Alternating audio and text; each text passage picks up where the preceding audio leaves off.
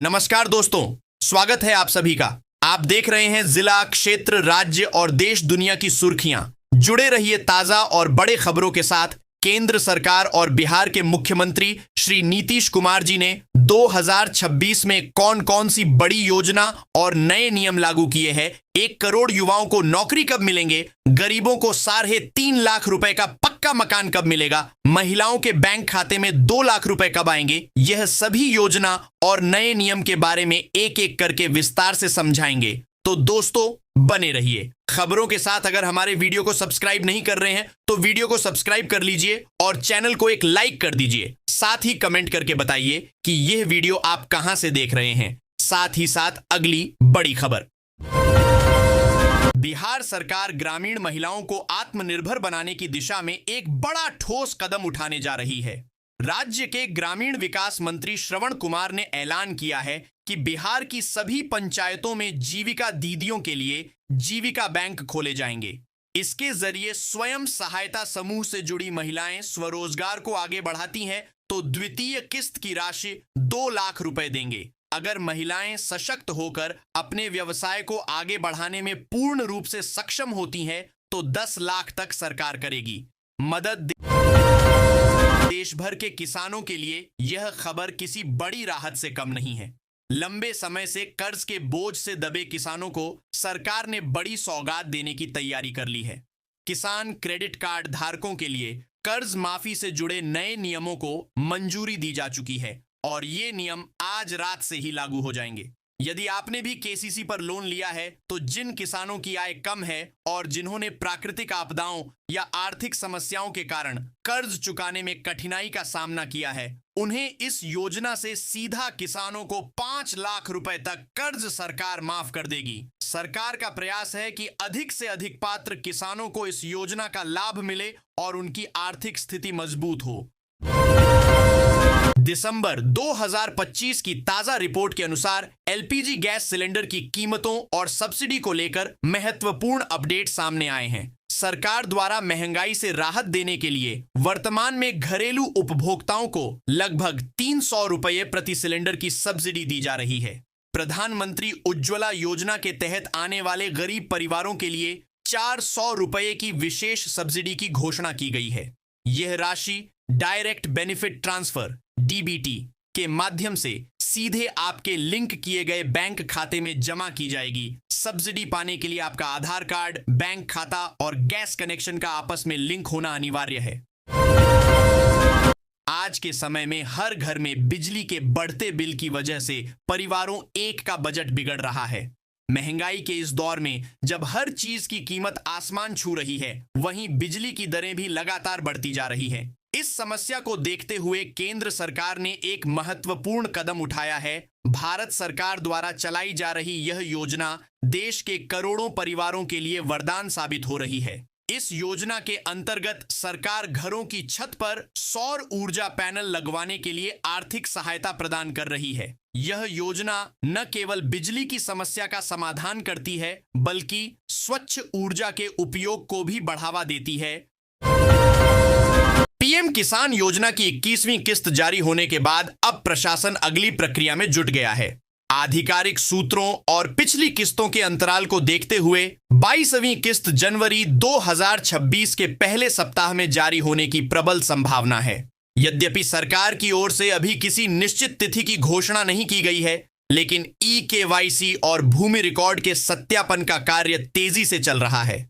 जैसे ही यह प्रक्रिया पूरी होगी, 2000 रुपये की राशि सीधे डीबीटी के माध्यम से लाभार्थियों के बैंक खातों में स्थानांतरित कर दी जाएगी। ऐसे किसान जिन्हें पिछली 21वीं किस्त किसी तकनीकी कारण या दस्तावेजी कमी की वजह से नहीं मिल पाई थी, यदि किसान ने अपनी त्रुटियों को समय रहते सुधार लिया है और उनका स्टेटस अब क्लियर है, तो उन्हें 22वीं किस्त के साथ पिछली बकाया राशि जोड़कर कुल 4000 रुपये प्राप्त हो सकते हैं।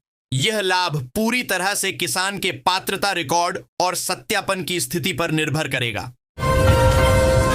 भारत सरकार ने पैन कार्ड धारकों के लिए नियमों में कुछ महत्वपूर्ण बदलाव किए हैं। जिन लोगों ने अपना पैन कार्ड आधार एनरोलमेंट आईडी के जरिए बनवाया था, उन्हें 31 दिसंबर 2025 तक अपना असली आधार नंबर लिंक करना अनिवार्य है।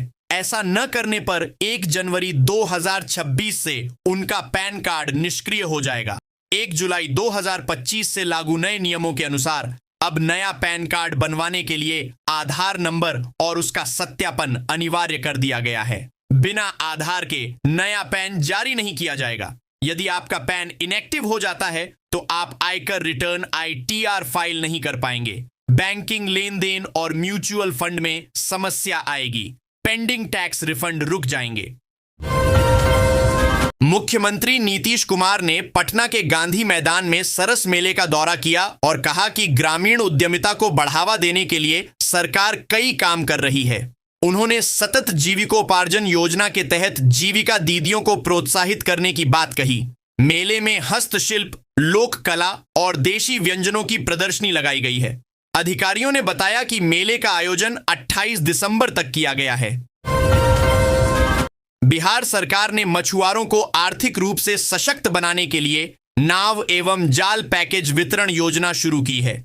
इस योजना के तहत नाव और जाल की खरीद पर 90% तक सरकारी अनुदान मिलेगा। योग्य आवेदक 31 दिसंबर तक fisheries.bihar.gov.in पर ऑनलाइन आवेदन कर सकते हैं। यह योजना मत्स्यजीवी सहयोग समितियों के सदस्य तथा परंपरागत मछुआरे उठा सकेंगे। सरकार ने महिला मछुआरे और अनुसूचित जाति जनजाति को प्राथमिकता देने की बात कही है। बिहार सरकार ने थारू समाज के समावेशी विकास के लिए 30 करोड़ रुपए का विशेष आवंटन किया है। इस पैकेज से सामाजिक, आर्थिक और शैक्षणिक उत्थान से जुड़े कार्यों को गति मिलेगी। सरकार ने वंचित वर्गों के 22 लाख लोगों की सूची तैयार की है। पश्चिमी चंपारण में थरूहट विकास अधिकरण के माध्यम से जनहितकारी योजनाएं चल रही हैं। पटना में जनजातीय सेमिनार में जनजातीय समुदायों की भागीदारी पर जोर दिया गया। राष्ट्रीय जांच एजेंसी NIA ने मानव तस्करी और साइबर धोखाधड़ी मामले में कार्रवाई करते हुए आरोपी आनंद कुमार सिंह की 2 संपत्तियां जब्त की हैं। आनंद कुमार सिंह कंबोडिया में रहकर अपराध कर रहा था। उसने अवैध कमाई से महाराष्ट्र के ठाणे में एक फ्लैट और बिहार के सिवान में एक भूखंड खरीदा था। NIA ने पटना स्थित विशेष अदालत के आदेश पर यह कार्रवाई की है। पटना सहित बिहार के अलग अलग भागों में अगले 3 से 4 दिनों तक हल्के से घना कोहरा छाया रहेगा और मौसम शुष्क बना रहेगा। पूर्वी व पश्चिमी चंपारण, गोपालगंज समेत 24 जिलों में घना कोहरा को लेकर अलर्ट जारी किया गया है। तापमान में उतार चढ़ाव की स्थिति बनी रहेगी। बिहार के उद्योग मंत्री दिलीप जायसवाल ने राज्य में अगले 5 वर्षों में 50 लाख करोड़ रुपए का निजी निवेश आकर्षित करने का लक्ष्य रखा है। उन्होंने कहा कि सरकार निवेशकों को हर संभव सुविधा प्रदान करने के लिए प्रतिबद्ध है। राज्य में निवेश को बढ़ावा देने के लिए नई नीतियां भी लाई जाएंगी। इससे राज्य में रोजगार के अवसर बढ़ेंगे और आर्थिक विकास को गति मिलेगी। बिहार के मुख्यमंत्री आज 34 मोबाइल फॉरेंसिक वैन को हरी झंडी दिखाएंगे। यह सुविधा पटना समेत कई जिलों में शुरू की जाएगी। इन वैनों से अपराध स्थल पर तेजी से जांच हो सकेगी और सबूत जुटाने में मदद मिलेगी। इससे राज्य में अपराध नियंत्रण में सहायता मिलेगी और न्याय प्रक्रिया में तेजी आएगी। पटना में रबी फसलों की खेती के लिए कीटनाशी और तरल उर्वरक के छिड़काव पर अनुदान की राशि निर्धारित कर दी गई है। इसके साथ ही छिड़काव करने वाली कंपनियों को भी निर्धारित किया गया है, जिससे किसानों को सही मार्गदर्शन मिल सके और वे उचित लाभ प्राप्त कर सकें। सरकार किसानों को बेहतर कृषि पद्धतियों को अपनाने के लिए प्रोत्साहित कर रही है। अररिया में एक चौंकाने वाला मामला सामने आया है, जिसमें मूल दस्तावेजों को गायब करके फर्जी दस्तावेज चिपकाए गए हैं। इस मामले में 10 आरोपियों के खिलाफ FIR दर्ज की गई है। पुलिस मामले की जांच कर रही है और दोषियों को पकड़ने के लिए छापेमारी कर रही है। औरंगाबाद शहर की 5 महत्वपूर्ण सड़कों का कायाकल्प होने वाला है। इन सड़कों के निर्माण पर 4 करोड़ 59 लाख रुपए खर्च किए जाएंगे। शहर के टिकरी रोड, नावाड़िया, श्री कृष्ण नगर, कुशावाहा नगर, बाईपास, योद्धा बिघा की सड़क दुरुस्त होगी। सड़कों के निर्माण के लिए निविदा की प्रक्रिया शुरू हो गई है। बारुण, औरंगाबाद में सोन नदी के किनारे की जमीन पर सब्जी की खेती करने वाले किसान बालू खनन के कारण संकट में हैं। लगभग 100 एकड़ भूमि पर खेती होती है, जिससे सैकड़ों किसान अपना जीवन यापन करते हैं। बालू खनन से उपजाऊ खेत गड्ढों में तब्दील हो गए हैं, जिससे किसान पलायन करने को मजबूर हैं और बेरोजगारी बढ़ रही है। किसान चना, मसूर, सरसों जैसी फसलें भी उगाते हैं और दिल्ली तक सब्जियां भेजी जाती हैं। भागलपुर में एक शिक्षिका के निलंबन के बावजूद शिक्षा विभाग द्वारा उन्हें विशिष्ट शिक्षक का योगदान पत्र जारी करने से विवाद उत्पन्न हो गया है। इस मामले में कई सवाल उठ रहे हैं कि निलंबन के बाद भी यह पत्र कैसे जारी किया गया। विभाग की लापरवाही सामने आने से शिक्षा क्षेत्र में चर्चा है। भागलपुर में 121 सरकारी विद्यालयों के प्रधानाध्यापकों से स्पष्टीकरण मांगा गया है। शिक्षा विभाग ने विद्यालयों की स्थिति सुधारने के उद्देश्य से यह कदम उठाया है। प्रधानाध्यापकों को विद्यालय की तस्वीर और मोबाइल स्क्रीनशॉट जमा करने के लिए कहा गया है, ताकि वे अपनी स्थिति स्पष्ट कर सकें। यह कार्रवाई भागलपुर के शिक्षा क्षेत्र में चर्चा का विषय बनी हुई है। भागलपुर, बांका और मुंगेर जिले के बच्चों के लिए मुफ्त हार्ट सर्जरी की सुविधा उपलब्ध कराई जाएगी। यह पहल गरीब परिवारों के बच्चों को हृदय संबंधी बीमारियों से बचाने में मदद करेगी। बच्चों को बेहतर स्वास्थ्य सेवा प्रदान करने के लिए यह एक महत्वपूर्ण कदम है, जिससे उनके जीवन में सुधार आएगा और उन्हें स्वस्थ भविष्य मिलेगा। भागलपुर में निलंबन अवधि के दौरान एक शिक्षिका द्वारा विशिष्ट शिक्षिका बनकर वेतन लेने का मामला सामने आया है। शिक्षिका रिंकू कुमारी को पहले फर्जी उपस्थिति के कारण निलंबित किया गया था, लेकिन उन्होंने विभाग को गुमराह कर विशिष्ट शिक्षिका के रूप में योगदान दिया। अब उन्हें दोबारा निलंबित कर दिया गया है और इस मामले में विभागीय जांच चल रही है। एमडीएम बीआरपी के ट्रांसफर में बड़े पैमाने पर गड़बड़ी का खुलासा हुआ है। जांच में पता चला है कि स्थानांतरण में नियमों का उल्लंघन किया गया है, जिससे भ्रष्टाचार की आशंका बढ़ गई है। शिक्षा विभाग इस मामले की गंभीरता से जांच कर रहा है और दोषियों के खिलाफ सख्त कार्रवाई की तैयारी में है। गुरु गोविंद सिंह की जयंती के अवसर पर पटना साहिब में सूरत एक्सप्रेस समेत कई ट्रेनों का ठहराव होगा।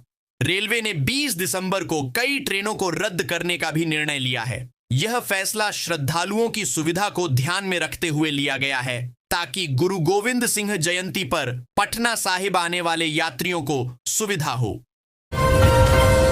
भागलपुर में तिलका मांझी से जेल रोड के बीच अवैध ऑटो स्टैंड से हर महीने 45,000 रुपए की वसूली हो रही है, जिसमें पुलिस का भी हिस्सा है। सरकारी बस स्टैंड पर पार्किंग होने के बावजूद ऑटो पार्क नहीं हो रहे, जिससे सरकार को राजस्व का नुकसान हो रहा है।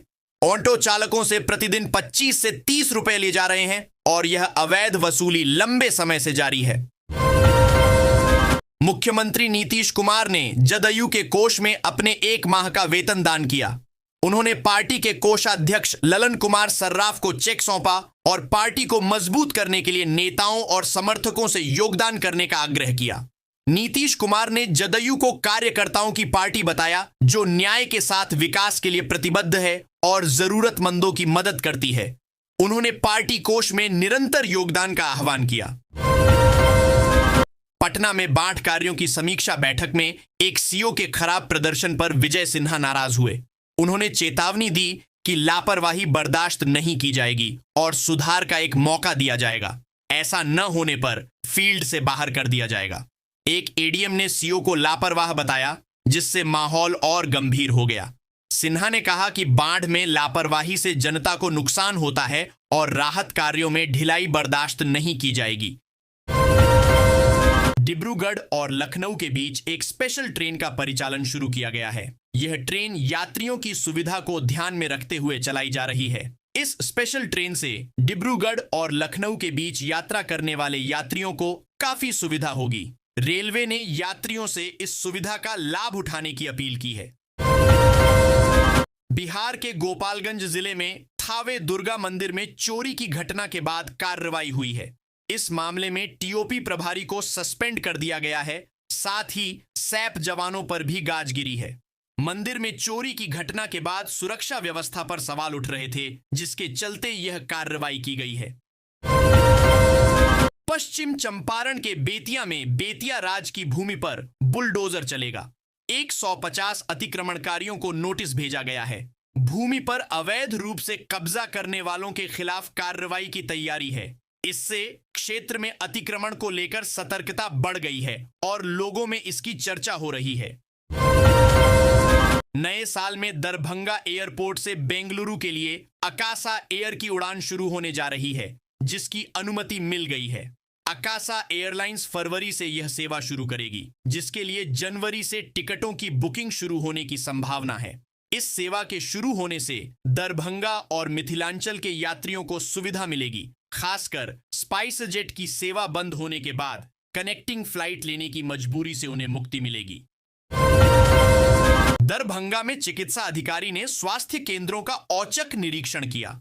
निरीक्षण के दौरान कई डॉक्टर और एएनएम अनुपस्थित पाए गए और कुछ स्वास्थ्य केंद्र बंद मिले।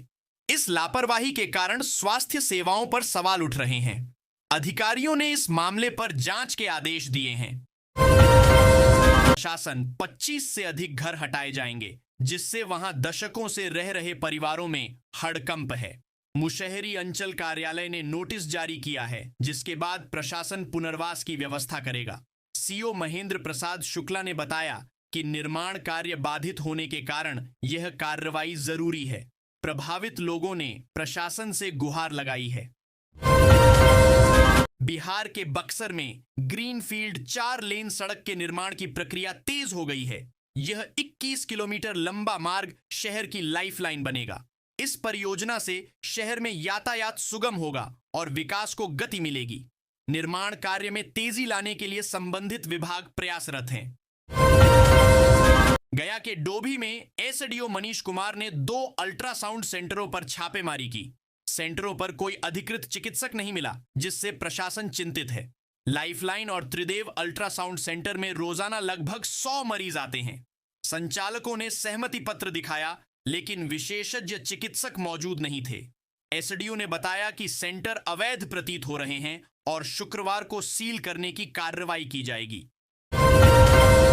सारण जिले के गड़खा प्रखंड के एक सरकारी स्कूल में छात्रों से मध्याह्न भोजन एमडीएम की तैयारी कराई जा रही है, जिसमें वे पढ़ाई छोड़कर आलू छील रहे हैं। ग्रामीणों ने आरोप लगाया है कि बच्चों से सब्जी कटवाई और आलू छिलवाए जाते हैं, जिससे उनकी पढ़ाई बाधित हो रही है। ग्रामीणों ने शिक्षा विभाग के पदाधिकारियों से शिकायत की है और निष्पक्ष जांच की मांग की है। सारण के जिलाधिकारी वैभव श्रीवास्तव ने राजस्व कार्यों में तेजी लाने के लिए समीक्षा बैठक की।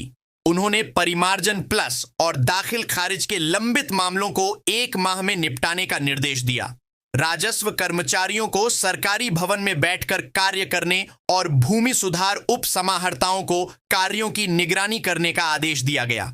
भूमि विवादों का शीघ्र निपटारा करने और सरकारी भूमि का विवरण तैयार करने के भी निर्देश दिए गए।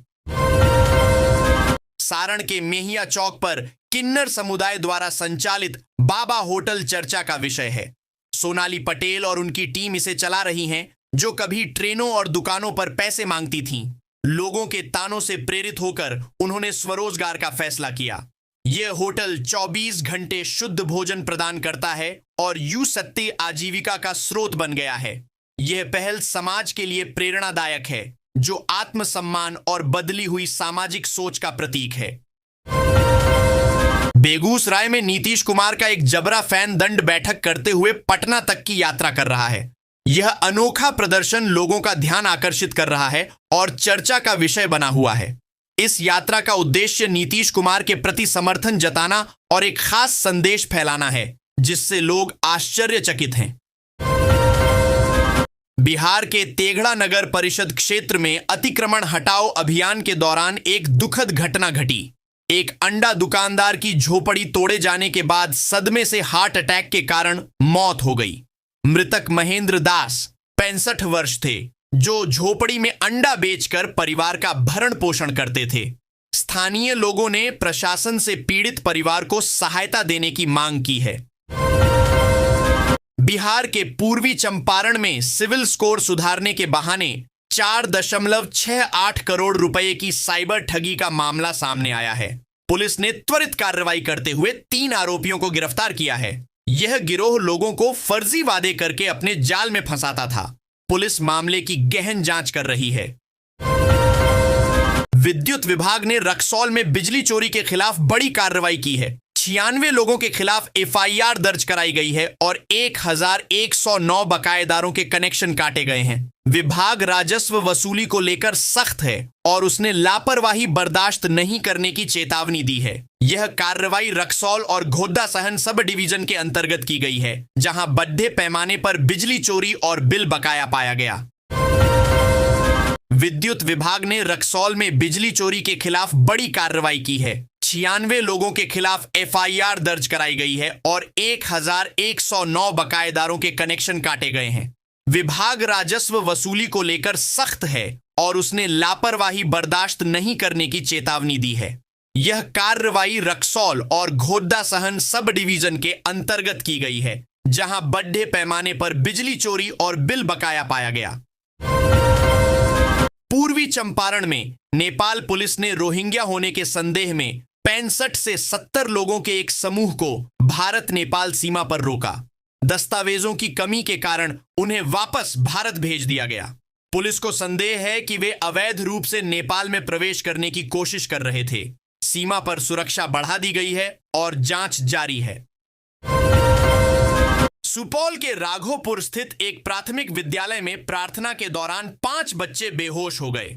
बच्चों को राघोपुर रेफरल अस्पताल में भर्ती कराया गया है। प्रखंड विकास पदाधिकारी और प्रखंड शिक्षा पदाधिकारी ने अस्पताल पहुंचकर बच्चों का हाल जाना। डॉक्टरों के अनुसार बच्चे खतरे से बाहर हैं। बिहार चुनाव के दौरान एलजेपी सांसद ने राहुल गांधी और तेजस्वी यादव पर मछली पकड़ने का ड्रामा करने का तंज कसा है। उनका यह कटाक्ष सोशल मीडिया पर वायरल हो रहा है, जिसमें उन्होंने दोनों नेताओं की राजनीतिक गतिविधियों पर निशाना साधा है। यह घटना बिहार की चुनावी माहौल में चर्चा का विषय है, बनी हुई है। अगले 72 घंटे देश के मौसम के लिहाज से बेहद अहम रहने वाले हैं। दिसंबर के मध्य में ही ठंड, बारिश और बर्फबारी ने आम जनजीवन को प्रभावित करना शुरू कर दिया है। भारतीय मौसम विभाग आईएमडी द्वारा जारी ताजा आईएमडी वेदर अलर्ट के अनुसार आने वाले 48 से 72 घंटों में कई राज्यों में मूसलाधार बारिश, शीतलहर और बर्फीली हवाओं का असर देखने को मिलेगा। उत्तर भारत में तापमान तेजी से गिरेगा, जबकि पहाड़ी इलाकों में बर्फबारी का दौर तेज हो सकता है। गोल्ड रेट टुडे 18 दिसंबर 2025। खरमास लगते ही आमतौर पर लोगों को उम्मीद रहती है कि सोने चांदी के दाम कुछ नरम होंगे। शादी ब्याह और मांग में कमी का असर अक्सर बाजार पर दिखता है, लेकिन इस बार कहानी बिल्कुल उलटी है। खरमास शुरू होने के बाद भी गोल्ड रेट में बड़ी गिरावट तो दूर, सिर्फ 100 से 200 रुपए की मामूली नरमी ही देखने को मिल रही है। 18 दिसंबर की सुबह तक सोना लगातार ऊंचे स्तर पर टिका हुआ है और कई शहरों में इसके दाम नए रिकॉर्ड के आसपास घूम रहे हैं।